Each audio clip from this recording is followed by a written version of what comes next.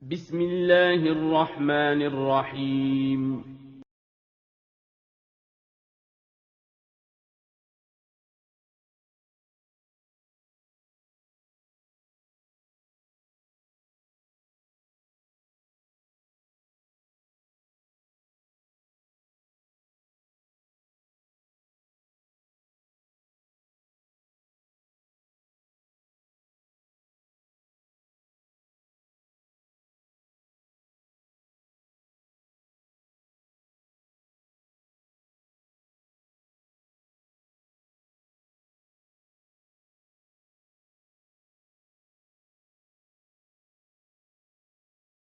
Assalamualaikum warahmatullahi wabarakatuh.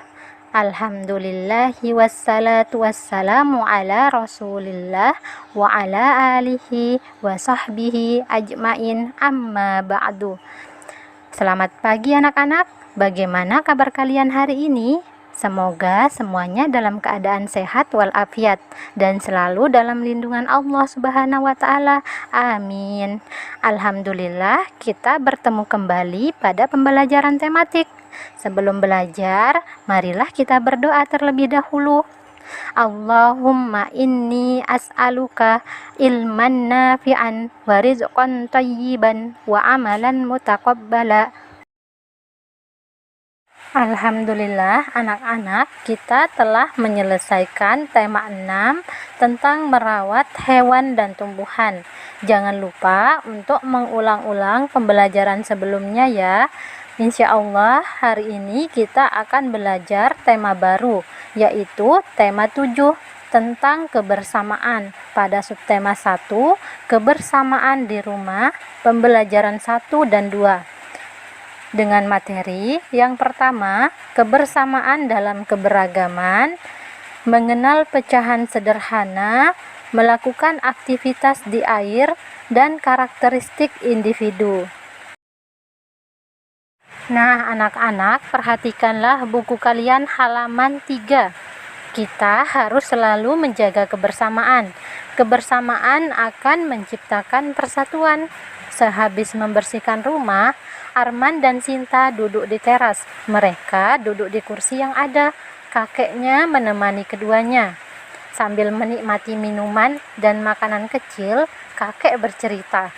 Arman dan Sinta mendengarkan dengan saksama. Kakek bercerita tentang dunia hewan. Cerita tentang dunia hewan disebut fabel. Perhatikan gambar 1.1. Nah, itu merupakan kebersamaan antara kakek dengan cucu-cucunya. Arman dan Sinta sedang mendengarkan cerita kakek dengan saksama tentang dunia hewan atau fabel yang berjudul Kisah Persatuan dan Kerja Sama Semut. Tahukah kamu hewan semut? Kakek bertanya kepada Arman dan Sinta. Semut merupakan jenis hewan serangga. Tubuhnya kecil dan sering bekerja sama. Mereka bahu-membahu mencari makan. Mereka juga bekerja sama membangun sarang. Di setiap koloni ada semut pekerja, ratu semut, dan semut penjaga. Semut pekerja mencari makanan, mereka juga membangun sarang. Jumlah semut bekerja sangat banyak. Ada juga semut penjaga. Mereka bertugas menjaga sarang dan telur semut. Telur semut dihasilkan oleh ratu semut. Telur semut diletakkan di dalam sarang dan dijaga semut penjaga. Para semut saling bekerja sama. Lihatlah semut yang sedang mencari makanan. Mereka bersama-sama menggotong makanan yang besar. Mereka juga bekerja sama membangun sarang. Jika ada gangguan, mereka akan mempertahankan bersama. Itulah persatuan yang ditunjukkan semut. Kamu harus dapat mencontohnya. Perhatikanlah gambar 1.2. Semut selalu menjaga persatuan dan kebersamaan. Dari gambar tersebut, kita dapat mengambil pelajaran tentang persatuan dan kerjasama yang harus dijaga. Sebagai makhluk sosial, kita harus mencontoh sikap persatuan dan kerjasama yang dimiliki semut. Selanjutnya, mengenal pecahan sederhana. Perhatikanlah buku kalian halaman 6. Kerukunan salah satunya dapat ditunjukkan dengan saling berbagi. Jika kita memiliki makanan, dibagi dengan teman. Sinta membeli 1 buah apel. Ia mempunyai 2 teman. Ia ingin membagi apel itu kepada kedua temannya dengan adil. Arman juga memiliki 1 buah apel. Ia mempunyai 4 teman. Ia ingin membagi apel itu untuk keempat temannya dengan adil. Perhatikan cerita di atas. Berapa bagian yang akan diterima masing-masing teman Sinta? Berapa bagian yang akan diterima masing-masing teman Arman? Apa nama bilangan itu? Sekarang bayangkan jika 1 apel itu dibagi 3. Berapa bagian yang akan diterima masing-masing anak? Bayangkan juga jika 1 apel itu dibagi 4. Berapa bagian yang akan diterima masing-masing anak? Dapatkah kamu menjawab pertanyaan di atas? Jika belum, ayo belajar bersama. Nah, yang pertama, 1 apel dibagi menjadi 2 bagian sama besar. Tiap anak memperoleh 1 bagian dari 2 bagian apel.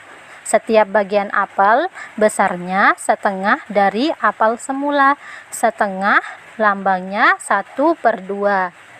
Kemudian 1 apel dibagi menjadi 4 bagian sama besar. Tiap anak memperoleh 1 bagian dari 4 bagian apel.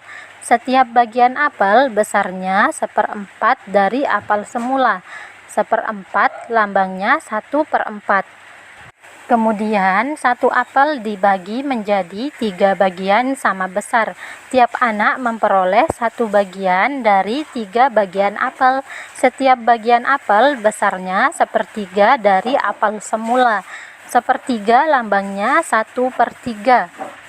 Sekarang kita akan mendiskusikan tentang pecahan. Yang pertama, mengapa 4 bagian semangka di samping masing-masing disebut 1/4? Mengapa disebut 1/4 anak-anak? Ada yang bisa jawab?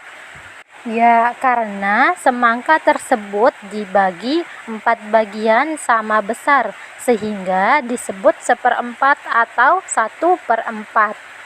Nah, yang kedua, mengapa 4 bagian semangka di samping masing-masing tidak disebut 1/4?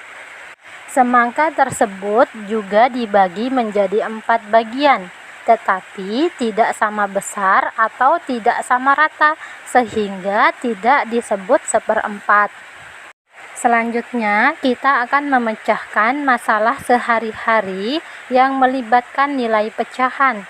Tentukan nilai pecahan yang sesuai pada gambar berikut. Nah, yang pertama, terdapat gambar pita. Nah, pita tersebut dibagi menjadi 2 bagian sama besar, sehingga disebut setengah dari pita semula. Nah, mengapa disebut setengah anak-anak? Karena 1 pita tersebut dibagi menjadi 2 bagian sama besar, sehingga disebut setengah. Nah, kemudian pita tersebut dibagi menjadi 3 bagian sama besar, sehingga disebut 1/3 dari pita semula.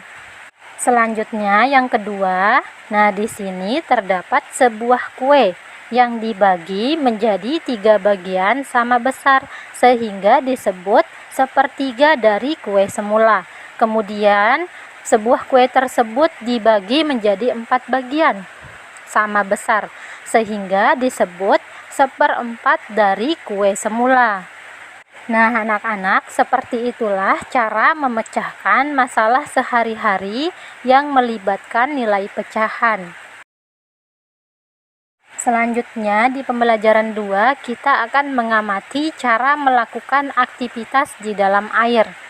Rumah Arman dekat dengan kolam bermain. Kolam itu cukup dangkal. Pada hari Minggu atau hari libur, ia biasa pergi ke sana. Arman biasa pergi bersama teman-temannya. Pada hari ini, mereka akan bermain ikan dan ular. Seorang anak berperan sebagai ular, anak-anak yang lain berperan sebagai ikan. Anak-anak yang berperan sebagai ikan berdiri berbaris. Barisan kedua dan seterusnya memegang pundak teman di depannya. Ular berusaha menangkap ekor ikan. Ikan berusaha menghindarinya. Mereka bermain di kolam yang dangkal.